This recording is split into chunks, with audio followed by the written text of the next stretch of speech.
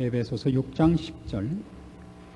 정말로 너희가 주 안에서와 그 힘의 능력으로 강건하여지고 마귀의 괴계를 능히 대적하기 위하여 하나님의 전신갑주를 입으라. 우리의 씨름은 혈과 육에 대한 것이 아니요 정사와 권세와 이 어두움의 세상 주관자들과 하늘에 있는 악의 영들에게 대함이라. 그러므로 하나님의 전신갑주를 취하라. 이는 악한 날에 너희가 능히 대적하고 모든 일을 행한 후에 서기 위함이라.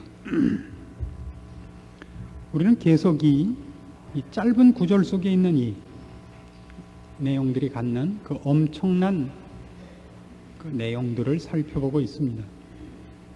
지난 3일 저녁에도 말씀드린 바와 같이 현대에 이르면서 점점 더 이런 사실은 신자들이 매일의 생활에서 직접적으로 부딪히고 경험하고 있는 것들이 없는 것이냐, 언급되지 않고 우리도 그런 부분에 대해서 배우지 않고 우리의 싸움이 혈과 육에 속한 것이 아니고 이 어둠의 세상 주관자들과 악한 영들에게 대한 것임이 점점 없어져 가고 있다는 것에 대하여 주의를 환기시켰습니다.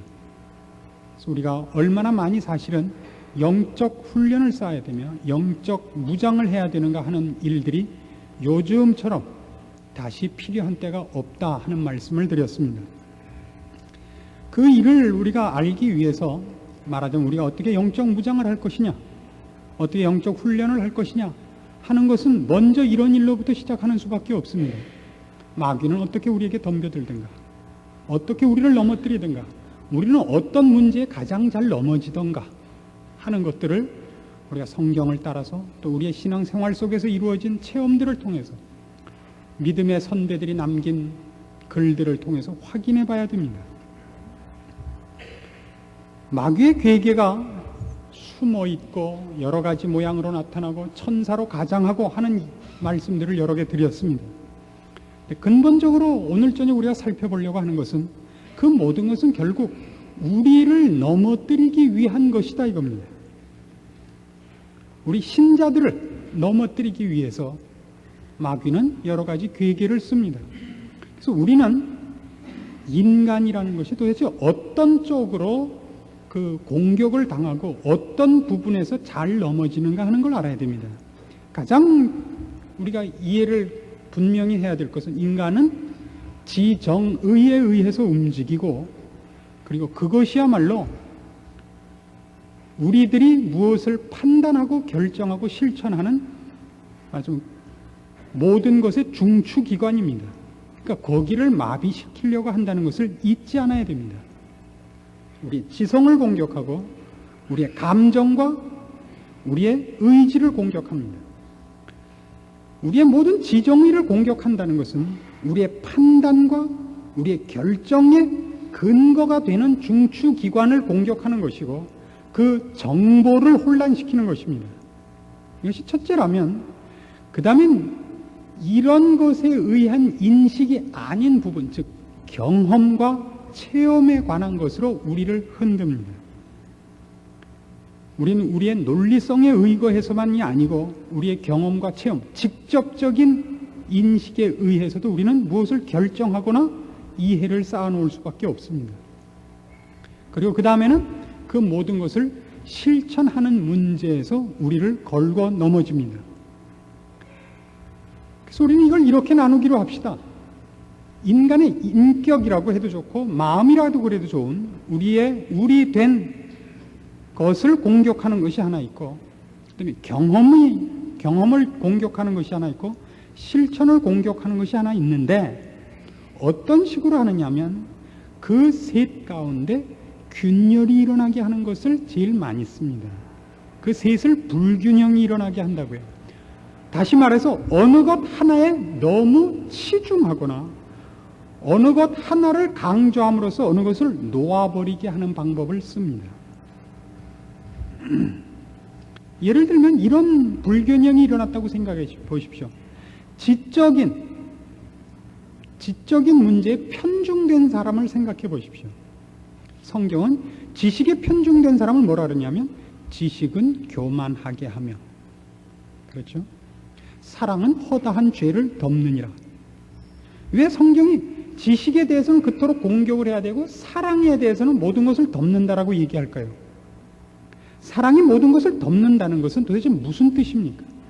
사랑은 허다한 죄를 덮느니라. 어떤 의미에서요? 지식은 어떤 면에서 교만해지고, 사랑은 왜 죄를 덮는 그런 아름다운 열매를 맺습니까? 여기서 재밌는 것은 지식이 혼자 독립되어 있을 때는 지식은 한 번도 실천을 하지 않고도 자신을 과시할 수 있다는 사실입니다. 지식에 편중되면 제일 무서운 것이 뭐냐면, 자기가 가진 지식을 실천해 보지 않고 순수한 지식으로 편중되어 있는 자는 예외 없이 심판하는 교만한 자리에 빠집니다. 그걸 왜 그렇게 했지? 이렇게 하면 되는데, 저 사람은 이래서 이렇게 된 거야. 이걸 이렇게 했으면 되는데, 이 지식이 혼자 실천과 손을 잡고 있지 않을 때 나타나는 가장 대표적인 실패의 모습입니다. 그래서 여러분이 어떤 때에 누구를 비판하고 누구를 비난하고 누구를 공격할 때 왜 그러는가를 보시면 여러분이 거기에 대한 정답만 알고 있기 때문입니다.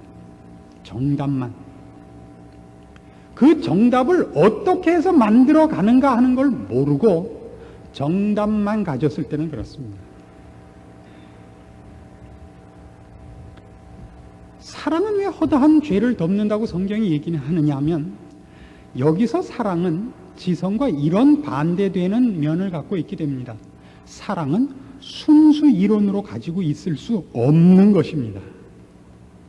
사랑하면 가만히 있을 수 없습니다. 이제 너무 오래돼서 생각이 안 나시나 보죠? 옛날 생각해보세요. 옛날. 아침에 출근부에 도장 찍고 쫓아와서 만나서 데리고 와서 다방에 앉혀놓고 점심때까지 있다가, 그러니까 데려다 놓고 회사 들어가서 일하다 점심 땡 치기 10분 전에 또 먼저 나와갖고 같이 만나서 점심 식사하고, 그다음에 또 앉혀놓고 들어가서 퇴근 시간 30분 전에 먼저 퇴근해서 또 만나가지고 밤 12시 10분 전까지 데이트하다가 보내고 들어오고. 이게 우리 교회에 있는 어떤 집사님에 관한 얘기입니다. 제가 차마 그 이름을 밝힐 수가 없어서 그렇지. 그 열심을 생각해 보십시오. 사랑은 난 저 사람을 사랑한다, 사랑했기에 헤어졌느라, 이건 있을 수 없습니다. 사랑을 하면요, 내가 죽든지 상대방이 죽든지 남한테는 뺏길 수 없는 겁니다.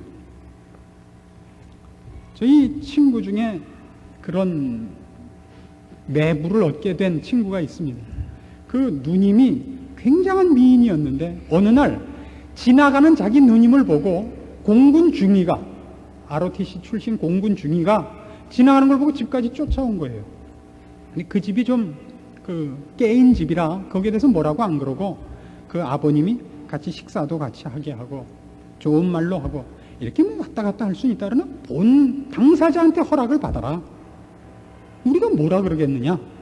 근데 그 누님은 이제 뭐 공부도 잘했겠다, 이제 키도 저같이 크겠다, 뭐 꿀릴 게 없고, 찾아온 사람은 주 목사님 비슷하게 생기셨고, 그러니까 밸런스가 안 맞으니까 흥흥 하고 있었던 거죠.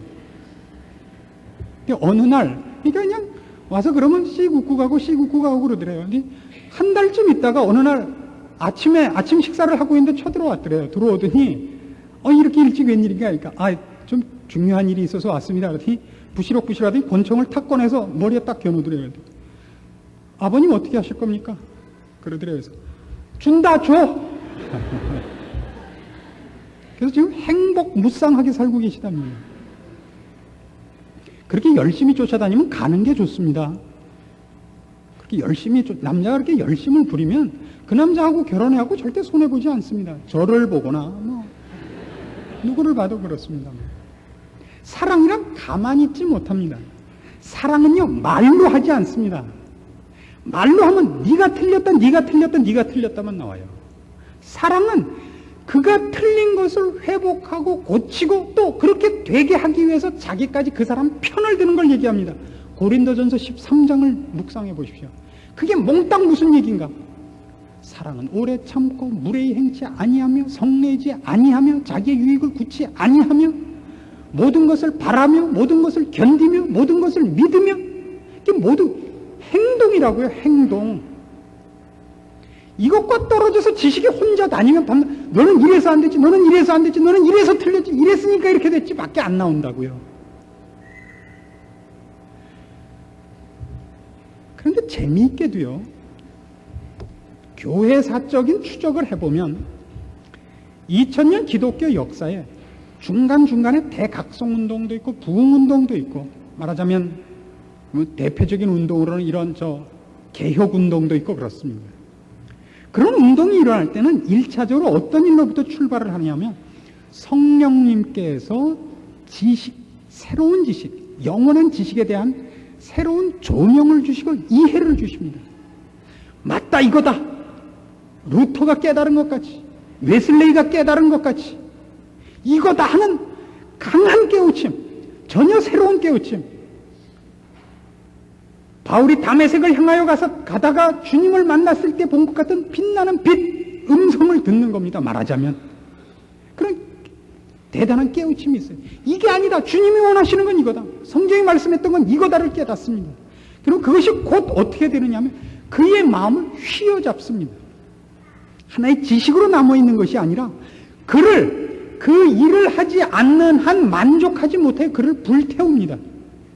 그래가지고 그 일을 하는 것이 그에게 유일한 소망이며 재미이며 보람이 되게 합니다. 즉 언제나 성령 운동이 일어나고 성령에 의한 각성 운동과 부흥 운동이 일어났을 때 보면 이 세 가지가 늘 밸런스를 맞추고 있는 것을 만나게 됩니다.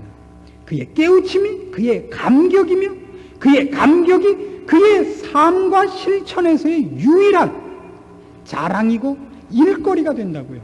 그것이 따로 떨어져 있질 않습니다. 근데 재미있게도 언제나 모든 신앙 부흥운동과 신앙 각성운동들은 얼마 되지 않아서 꼭 끊깁니다.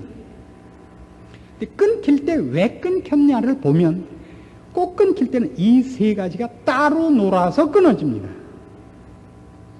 지식끼리, 경험끼리, 감동끼리, 실천끼리 따로 놀기 시작을 하는 겁니다.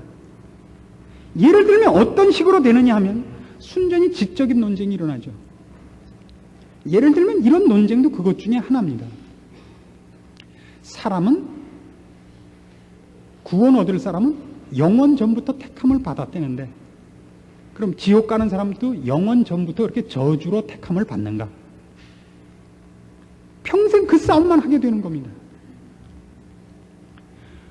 구원의 확신이 있었던 그날, 내가 새로 태어나는 날을 사람이 기억하느냐 못하느냐, 이것이 평생 싸움이 돼서 사람을 살려내고 사람이 그것을 자기의 기쁨으로 삼고 사는 일을 중단하게 만든다고.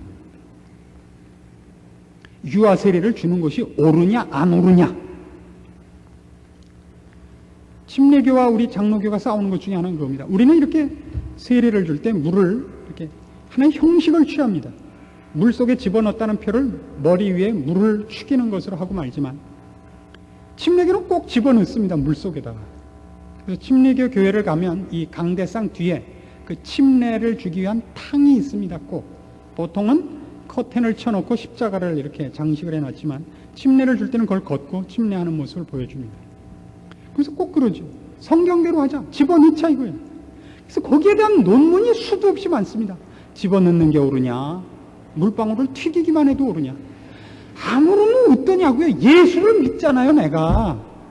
근데 그런 것이 뭘 중단시키느냐 하면 내가 신자로서 살고 신자로서 감동하고 신자로서 깨우쳐 나가는 이런 일을 막게 된다고요.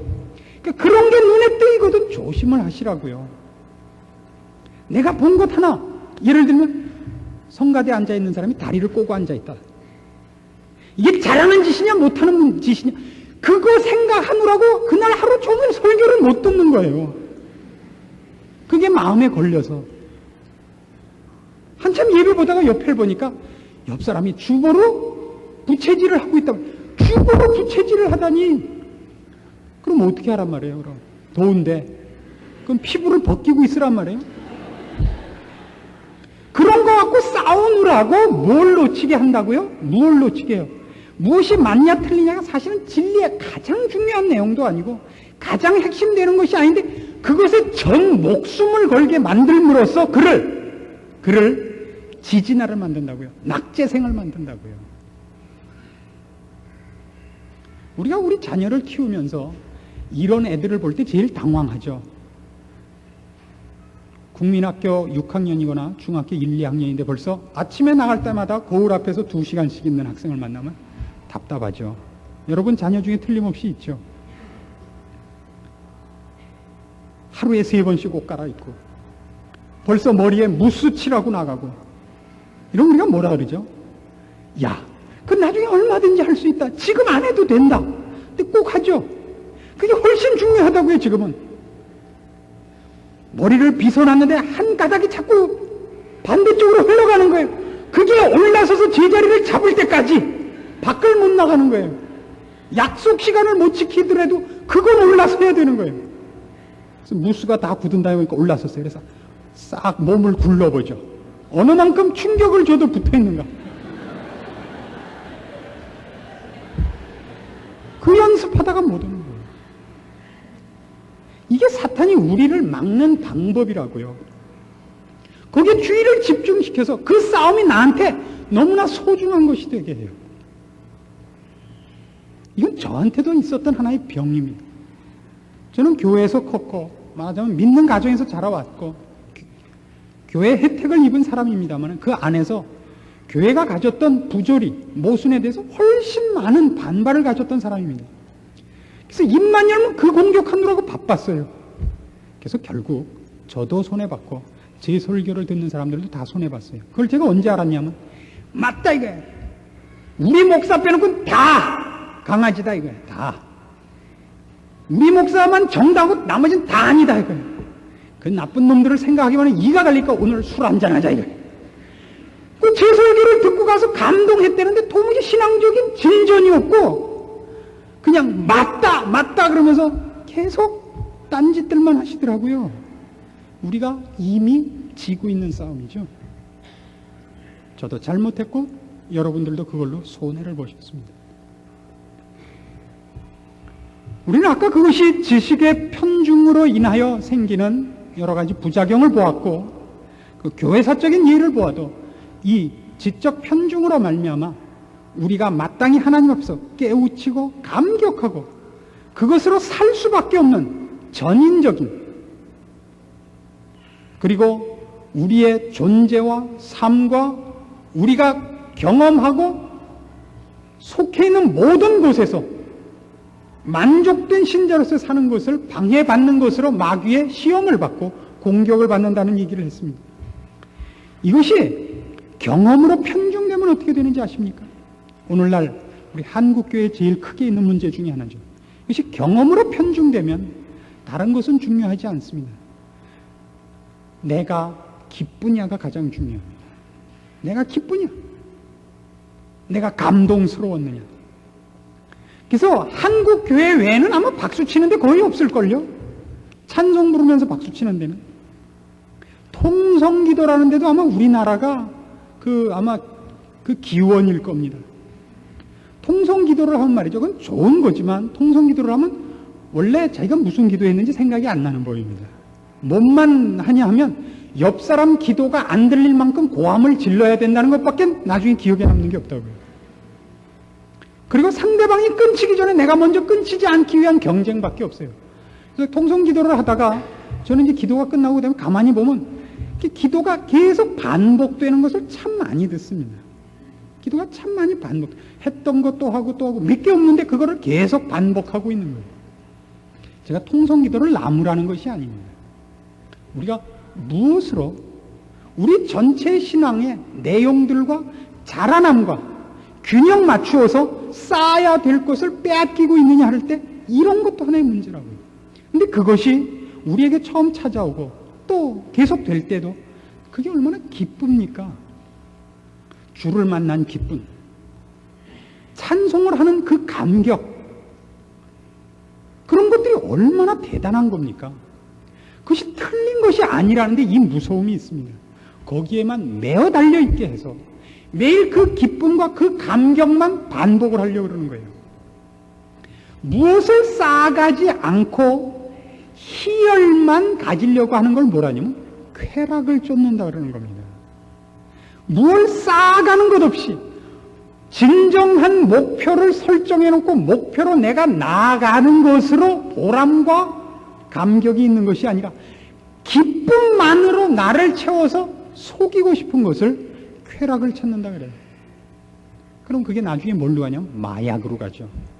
주사 맞으면 그냥 기쁜데요, 허공에 떠 있는 것 같고 구름 위에 있는 것 같고 손오공하고 놀고 있는 것 같더라고요. 굉장히 무서운, 그러니까 시험 중에 하나입니다.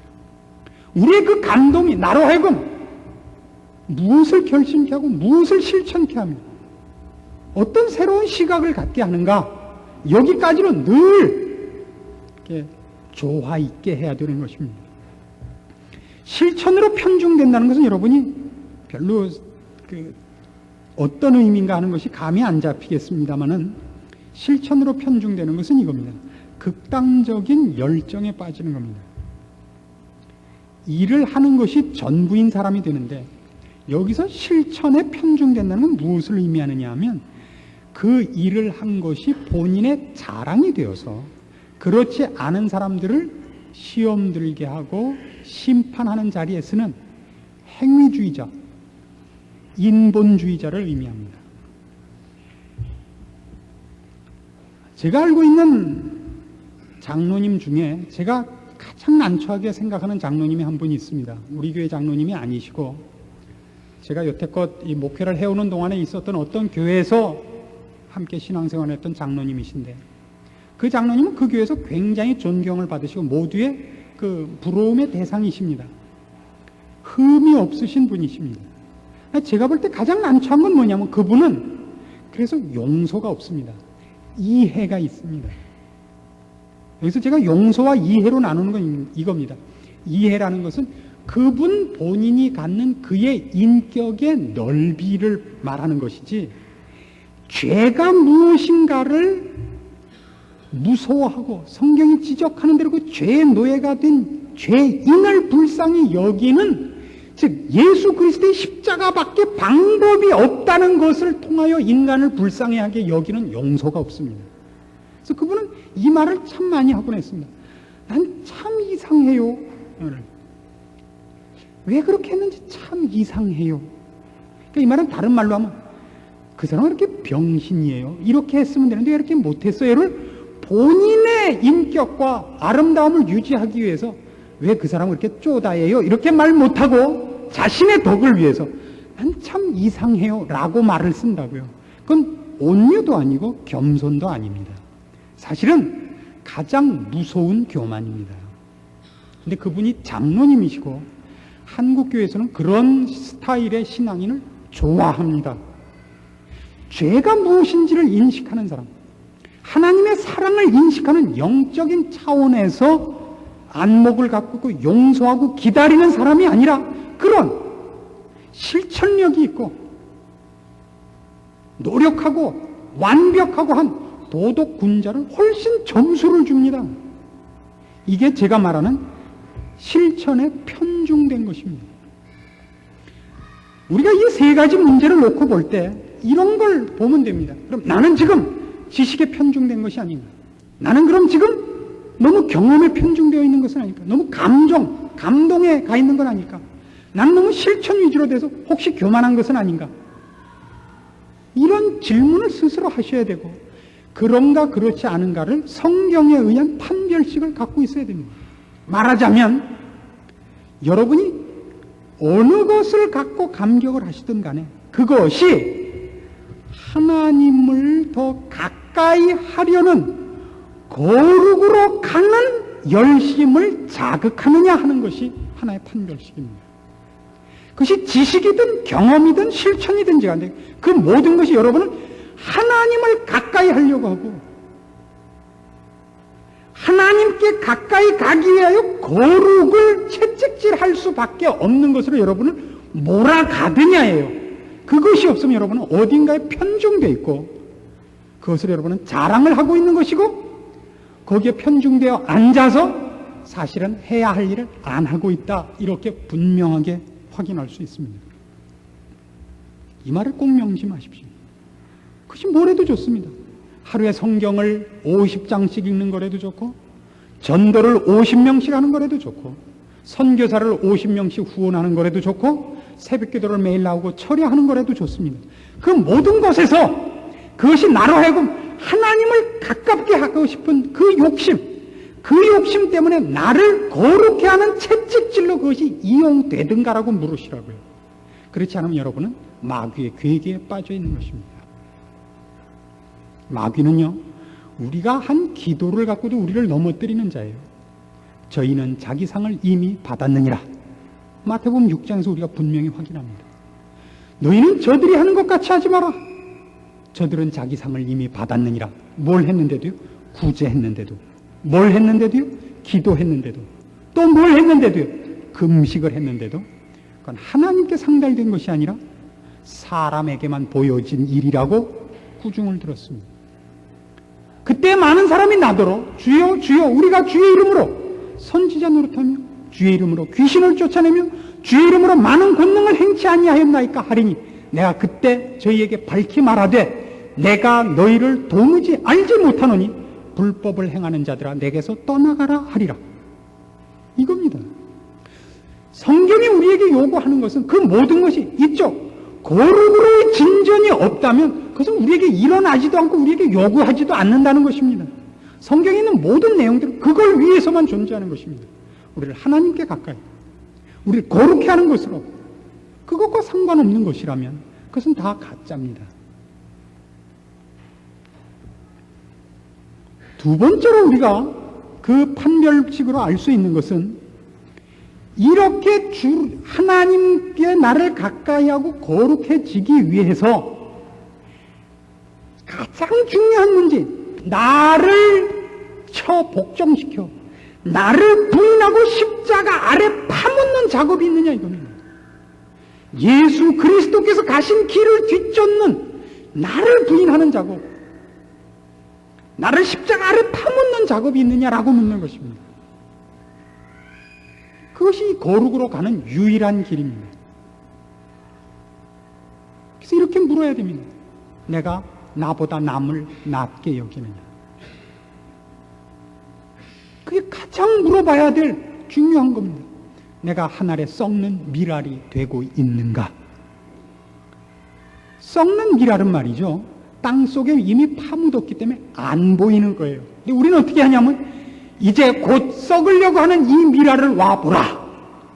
이렇게 70년 동안 광고하고 이제 땅에 썩힐 미랄, 결심한 미랄 이렇게 유리병에 넣어가지고 치장을 해서 모든 오는 성도들에게 재는 거예요. 이 미랄을 보라. 땅에 파묻기로 한 이 미랄을 보라. 영원 무궁토록 박물관에 보존하지 파묻지 않아요. 그걸 여러분에게 물어보십시오. 내가 나를 파묻고 있는가? 파묻혀 있는가 보시라고요. 내가 시체인가 물어보시라고요. 시체는 고통이 없습니다. 시체는 자존심이 없습니다. 시체는 남에게 인정받지 못합니다. 그걸로 자기를 확인해야 됩니다. 그게 거룩으로 가는 길입니다. 세 번째 판별식은 이겁니다.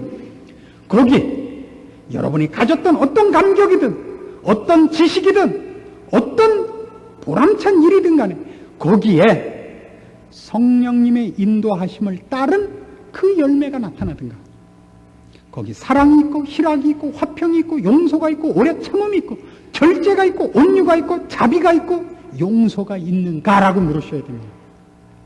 거기 그 열매가 나타나든가, 거기에 자비가 있든가, 거기에 절제가 있든가, 거기에 온유가 있든가, 거기에 화평이 있든가를 보시라고요. 오래 참음이 있나를 보라.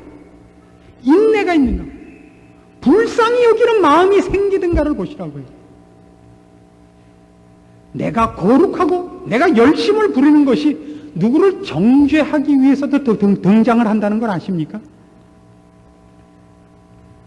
저희 어머님이 나가시는 교회에서는 이제 그 전통적인 교회이기 때문에 11조 낸 것과 감사헌금 낸 것이 주보에 나옵니다.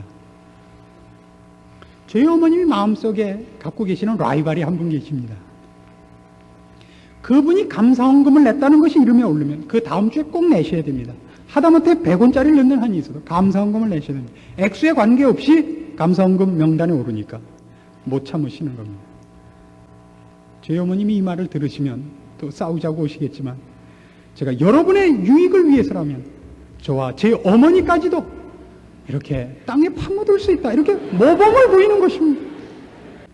우리가 얼마나 많이 이 세 가지 판별식에 의하여 자신을 확인해 보면 성공한 적이 없는지 아십니까? 우리가 언제 거룩을 욕심낸 적이 있습니까? 우리가 언제 나를 묵삽을 만들고 남을 내 위에 받쳐준 적이 있습니까? 우리가 언제 사랑이 있었고 화평이 있었고 자비가 있었습니까? 싸움밖에 없었죠. 안 그렇습니까? 아닌 것 같은 얼굴을 하시는 분은 너무 많아서 어떻게 해야 될지 몰라서 그러시는 걸로 제가 인정하겠습니다. 여기가 바로 우리가 지고 있는 현장입니다. 우린 이미 마귀에게 패배하고 있는 겁니다. 이렇게 분명하게 패배하고 있는 겁니다. 근데 우리는 아닌 걸로 생각하고 있다니까요. 얼마나 마귀는 교활하며 우리는 얼마나 어리석습니까? 우리는 우리 같은 신자가 없다고 생각을 한다고요. 물론 나에게도 약점은 있겠지. 그러나 결정적인 문제에서 내가 낫다 이거예요. 그렇죠? 우리 돌아갈 때 서로 오늘은 얼굴 보지 말고 가기로 합시다. 서로 보기 창피하니까 오늘은 고개 숙이고 헤어지기로 합시다. 이 부분에서 여러분 스스로를 말씀으로 점검해 보십시오. 그리고 실패한 자리, 넘어진 자리에서 돌아오십시오. 이 세 가지 시험을 늘 놓고 기도해서 여기에서 늘 이기며 매일 신앙생활에서 이걸로 자신을 점검하기로 하고, 그래서 정말 피눈물 나는 기도를, 애절한 기도를 하시는 여러분이 되기를 바랍니다. 성경은 우리에게 이것만을 요청합니다. 애통하는 자가 되라. 의에 줄이고 목마른 자가 되라. 여러분의 자존심과 욕심에 줄이고 목마른 자가 되지 말고 말입니다. 기도하십시다. 하나님 아버지의 은혜를 감사합니다. 우리의 미련한 것과 더디 믿는 것과 연약한 것과, 그리고 이렇게 사탄에게 다시 붙잡혀서 감옥 생활하고 있는 줄도 모르고 살고 있는 이 어리석은 것을 용서하여 주시옵소서. 오늘 주께서 우리에게 말씀하사 우리가 지금 어디 잡혀왔으며 무슨 짓을 하고 있으며 어떻게 세월을 낭비했는가 지적하셨사오니, 이제는 지혜 있는 자같이 각성하고 세월을 아끼고 성령 충만을 구하여 주께서 요구하는 길, 거룩한 길로 매진하며 나를 처복종시키며 십자가 아래 나를 파묻는 일을 하게 하사 주께서 부르신 상급, 걷게 하신 보람찬 길, 승리와 찬송이 있는 인생을 누리게 하여 주시옵소서. 그 승리를 주시옵소서. 예수님의 이름으로 기도합니다. 아멘.